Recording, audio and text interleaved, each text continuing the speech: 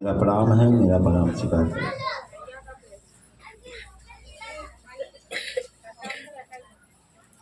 बहुत ज़्यादा कुछ बोलने की ज़रूरत नहीं है। काफ़ी दिनों से गुरु की बात इस धरती में हो रहा है।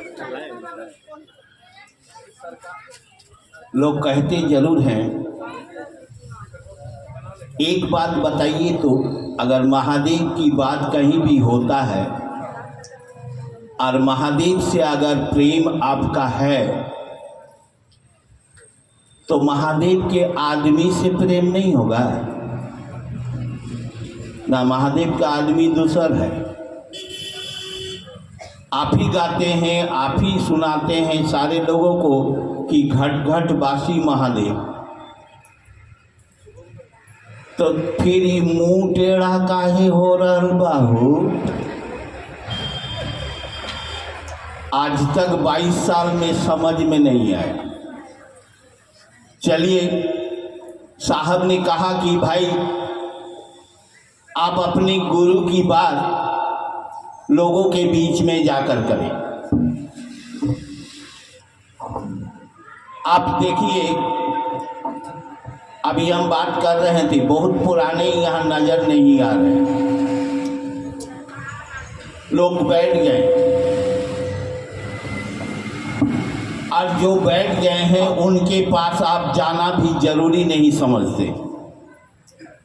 हम लोगों को खराब लगता है इसलिए कि शुरुआती दौर से बड़ी खटे दीदी, ना दिन देखे, ना रात देखे, ना घर देखे, ना द्वार। अब पुराने लोग बैठ गए हैं, उसके पास आप जाना नहीं चाहते। जाना इसलिए आप नहीं चाहते हैं काहे कि आप 4 भजन और 2 बातें सीख गए। मन में ये उठता है कि तू ही ढेर जानता।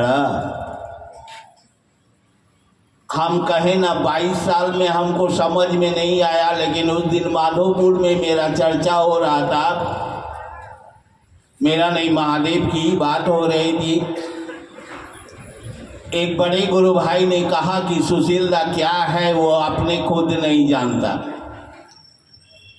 लेकिन एक बात है दीदी, आज भी कोई चीज में अगर ठान लेते हैं कि करेंगे, करते हैं, और उसमें मेरा कोई रोड़ा नहीं आता। तो महादेव का चेला वही ना है। अभी एक श्लोक हम लोग सुन रहे थे कि पूरा 22 साल में हम सुगंधित तो शिव चर्चा में नहीं कर पाए, अंतिम में हाल नहीं छोड़े हैं। हम अगरबत्ती बेचने लगे कि अगरबत्ती जला के शायद सुगंधित कर दें ना। कुछ तो करना होगा। तो वो तो भौतिक जिंदगी का है। आध्यात्मिक क्षेत्र में बहुत सारे भाई बहन उस महादेव से लाभ लिया और लाभ लेके वो चले गए, फिर वो ठहरे नहीं। साहब कह रहे हैं कि जगत के एक एक आदमी को शिव शिष्य बनाना है। क्या आज भी हमारे और आपके मनसा ये है? पहले मैं डी मार्ट, करंगोपाड़ा या पूरा लिलुआ बांध कहीं भी गुरु की बात होता था, लोग हमको बुलाते थे घरे में और हम एक ही बात कहते थे कि दीदी घर में आप चर्चा करवाएं, कम से कम कुछ पैसा तो खर्चा हुआ होगा। वो पैसा में आप नई कोई जगह में अगर गुरु की बात करवा दें तो कुछ लोगों का घोषणा भी हो जाए। इस मनसा में लोगों को हम कहते कहते अब धीरे धीरे गुरु की चर्चा घर में कम, क्योंकि आपकी गुरु ने कहा कि भाई तुम लोगों को बताओ। तो हम घर शुद्ध भी करके क्या करेंगे दीदी? मनवा शुद्ध नहीं के तो घरवा का शुद्ध होई। मन तो आज भी उसी में पड़ा हुआ है। और हम लोग देखते हैं बहुत सारे भाई बहन, अभी हम बात कर रहे थे पवन जी से कि मैंने अगर 1-2 भी बनाया तो बनाया जरूर, लेकिन वो 1-2 का हम पूछते हैं कि तुमरे जैसा 1-2 तुम बनाया क्या? वो लोग कहते हैं भैया नहीं मिला। बताइए, हम पूरे दुर्गापुर में खोज के 2-4 गो मिल गया और आपको ये अगल बगल में कहीं से एगो नहीं मिल रहा है। आज कुछ ऐसे गुरु भाई हैं जो गलत रास्ता छोड़ के महादेव की रास्ता पकड़ लिया। क्या आपका मेरा ये दायित्व नहीं है? ये समाज की कल्याण नहीं है?